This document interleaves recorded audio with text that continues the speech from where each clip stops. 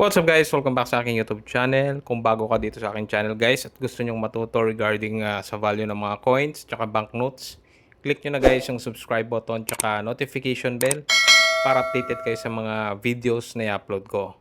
So yun guys, pag-usapan natin itong 1 centavo na lapu-lapu. So ganito po yung shape niya. Pa-square po siya and rounded po yung kanyang edges, no? So, itong mga ganitong coins guys is considered as common. So, nagkakaroon lang siya ng value guys pagka depende po sa kanyang kondisyon. So, unang-una guys, kung ang yung coin is circulated or pangit na pa yung mga kondisyon, medyo mahihirapan po kayong ibenta. And take note lang guys hindi ako bumibili ng mga ganito.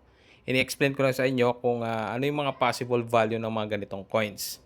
And nga pala guys, meron din tayong ibang 1 centavo na lapu-lapu din. Pero ang i-discuss po natin ngayon is itong pa-square, no?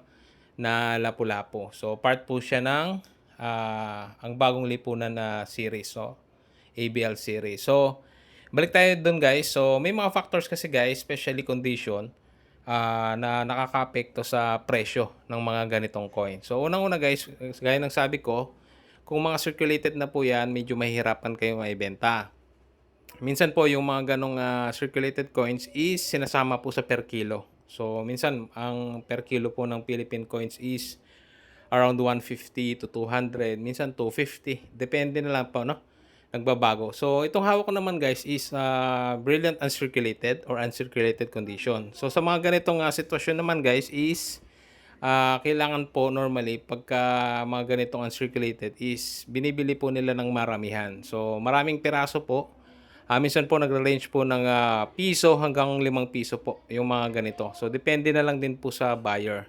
And then meron din po tayong mga proof nito which is kasama dun sa mga set, no? Normally binebenta siya kasama po ng mga set. Then yung set po depende na lang din po sa year, no? Pero kung mga circulated is ano po, medyo mahirapan po kayo maibenta. And yun guys, no? Sana may natutunan kayo regarding sa mga value nitong mga ganitong coins po, no? So yan lang guys, maraming salamat sa panonood.